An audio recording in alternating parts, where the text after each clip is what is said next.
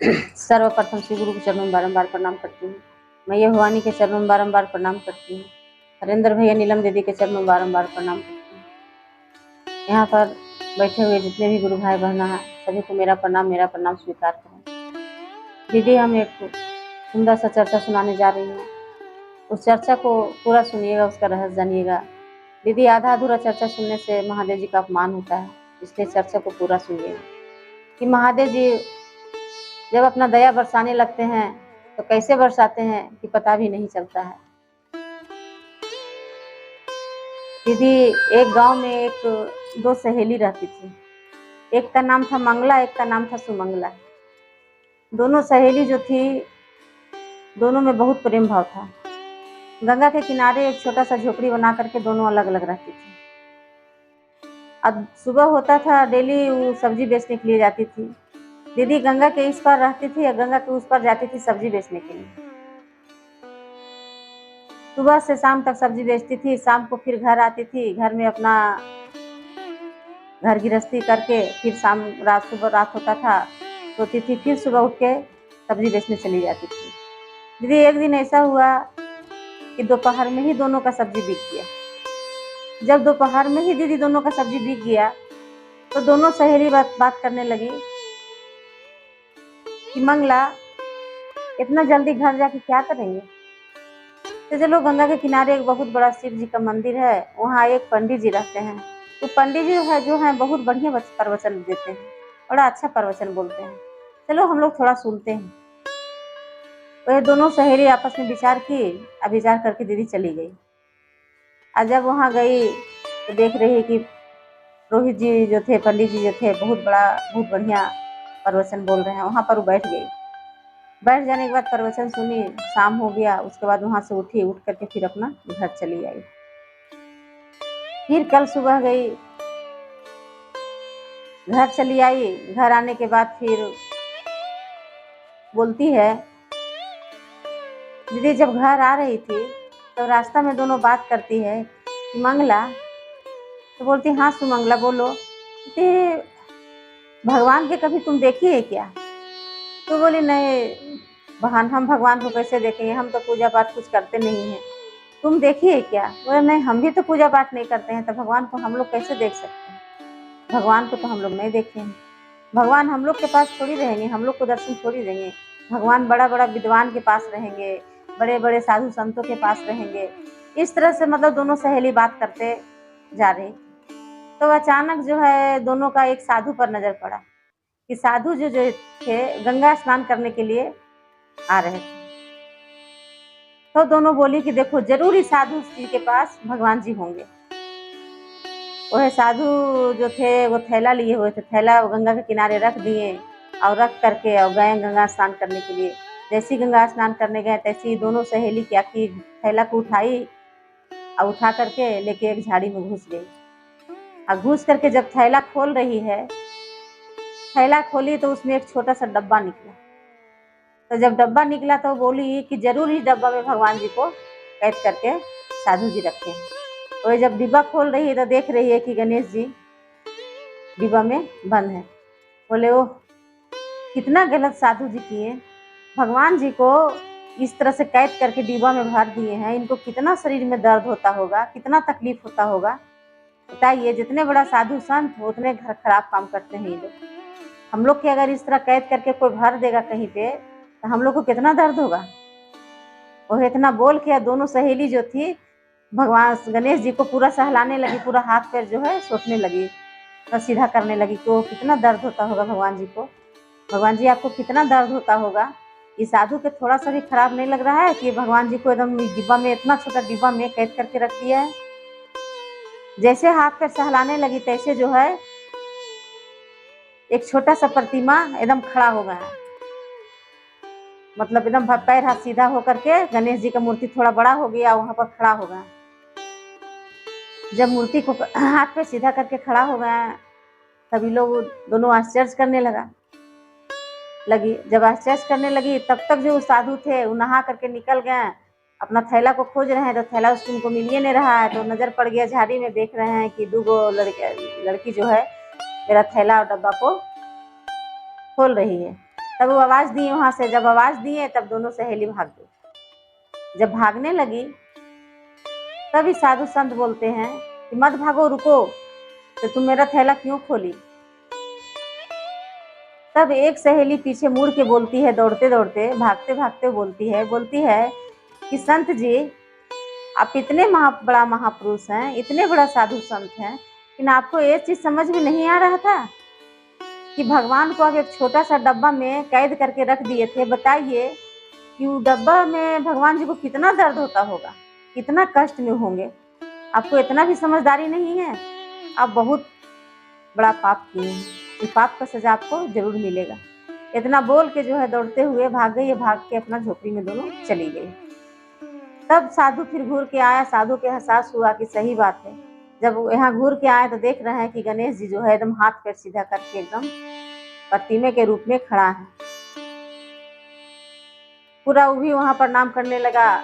साधु जो थे पूरा प्रणाम करने लगे, बोले कि गणेश जी, इतना दिन से आपका सेवा जतन पूजा पाठ कर रहे हैं, लेकिन इस रूप में आपको नहीं देखे थे कि इस तरह से हाथ पे सीधा करके आप खड़े हैं।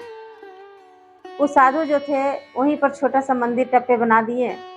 उसी तरह गणेश जी खड़ा थे और गणेश जी के खड़ा रहते हुए छोटा सा मंदिर बना दिए। अब बना करके वो साधु वहीं पे कुटिया बना के रहने लगे। उसका बाद जब ही लड़की जो दोनों फिर बिहान होके गई सब्जी बेचने के लिए, दीदी फिर गई सब्जी बेचने के लिए गंगा पार करके, तो फिर वहाँ सब्जी बेची। तो फिर उसका सब्जी जो है आधा बेला में ही बिक गया। जब आधा बेला में सब्जी बिक गया तो फिर बोली कि बहन चलो थोड़ा प्रवचन सुन लेते हैं, प्रवचन सुनने से बड़ा अच्छा लगता है। फिर दोनों सहेली जो थी चली गई मंदिर में और जा करके बैठ के पंडित जी के प्रणाम की, प्रणाम करके बैठ के प्रवचन सुनने लगी। जब प्रवचन सुनने लगी तो प्रवचन के दौरान पंडित जी क्या बोले तो सुनिए। पंडित जी बोले कि जो भगवान का नाम लेता है, भगवान का भक्ति करता है, भगवान का आराधना करता है, वो भव सागर से पार हो जाता है। पंडित जी जो थे प्रवचन में ये शब्द बोले। ये सुनते सुनते शाम हो गया। जब दोनों सहेली निकली तो बोलती है कि बहन, पंडित जी बोल रहे थे कि जो भगवान का नाम लेता है वो भव सागर से पार हो जाता है। तो जब भगवान के नाम लेके भव सागर से पार हो सकता है तो हम लोग भगवान के नाम लेंगे, गंगा पार क्यों नहीं हो सकते हैं। से गंगा पार होने के लिए क्यों हम 1 रुपया नाव वाला को देंगे। 1 रुपया जाना, 1 रुपया आना, 2 रुपया हम लोग दोनों को लग जाता है पर डे। तो क्यों नहीं हम भगवान का नाम लेके गंगा पार हो जाए। चलो देखते हैं पंडित जी का बात सच है या झूठ है। वो दोनों सहेली जो थी गंगा के किनारे आई और आ करके और भगवान का नाम, महादेव का नाम लेने लगी। नमः शिवाय जपने लगी। और जपते जपते जो है गंगा में पैर रखी, और जैसी गंगा में पैर रखी दीदी तैसी गंगा का पानी जो है कम होते गया और दोनों सहेली एकदम आराम से पार होते चली गई। उसका मुंह में जो था नमः शिवाय बोलते चली गई। गंगा पार हो गई तो बोली कि वाह, भगवान में इतना शक्ति, और पंडित जी इतना बड़ा विद्वान है कि वो सही बोले कि भगवान के नाम लेने से भवसागर पार हो जाता है। तो हम तो गंगा पार कर गए भगवान का नाम लेकर।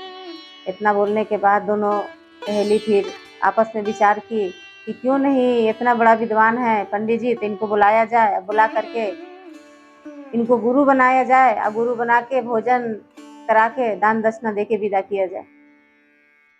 तो मंगला बोली कि ठीक है सुमंगला, हम भोजन बनाते हैं और तुम जा करके पंडित जी के बुला के लाओ।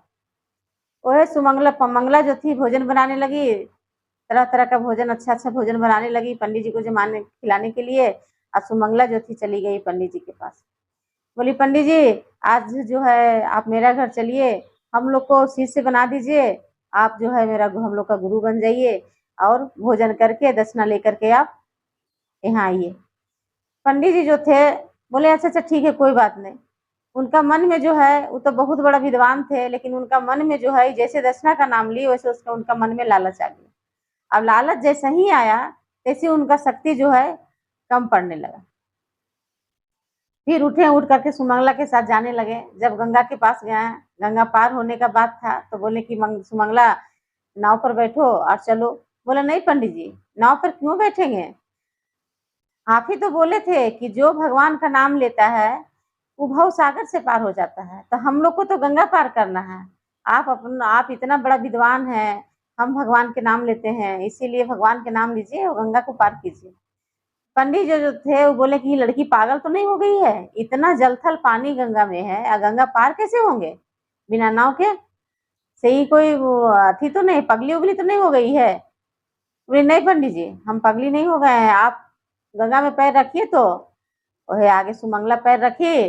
अब जैसे पीछे से पंडित जी रखे पैर तैसे उबडूब उबडूब होने लगे। जब पंडित जी उबडूब होने लगे तो अब चिल्लाने लगे, अरे तुम कौन हो, जब तुम जब पैर रखी तो पानी कम गया, हम पैर रखे तो उबडूब होने लगे। तो सुमंगला जो थी हाथ पंडित जी के पकड़ी, पकड़ के खींचते हुए जो है गंगा पार, नमः शिवाय जपते हुए पंडित जी को खींचते हुए हाथ गंगा पार करा दी।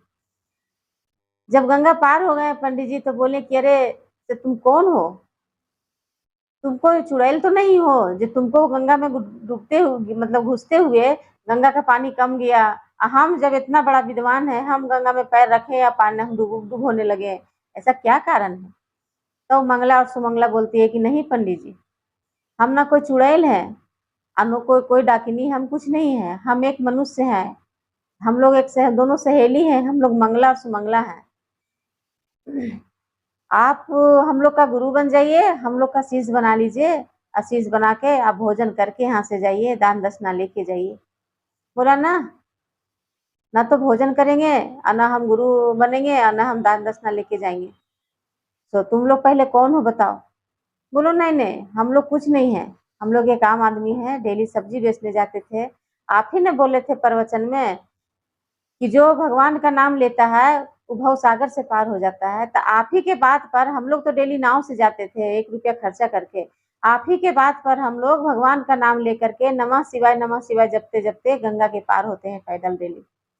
तो आप क्यों ने भगवान का नाम लेके गंगा पार हुए? वहां पर पंडित जी को एहसास हुआ कि लालच बुरी बलाय होता है, मेरा मन में लालच का भावना आ गया था, भगवान का नाम दूर थोड़ा देर के लिए छोड़ दिए थे, इसीलिए हम गंगा पार नहीं हो पाए। इसीलिए बोला जाता है बहन कि कभी भी किसी चीज का लालच मत करो, जितना है उतना ही में संतोष करो, उतना ही में स्वार्थ पूरा करो, ठीक है? उतना बड़ा विद्वान थे पंडित जी, क्या हुआ उनका मन में थोड़ा लालच आ गया। जब सुमंगला बोली कि चलिए दान दक्षिणा लेके आइएगा तो उनका मन में लालच आ गया। उतना बड़ा विद्वान थे, उतना बड़ा बड़ा प्रवचन बोलते थे, लेकिन थोड़ा सा लालच के कारण वहां पर उनका शक्ति कम पड़ गया, इसीलिए वो गंगा पार नहीं हो पाए। आई सुमंगला जो थी भगवान का नाम लेते लेते वो गंगा को पार हो गई। इतना बोल के दीदी महादेव जी का चरणों में प्रणाम करती हूँ, अपना वाणी को विराम देती हूँ।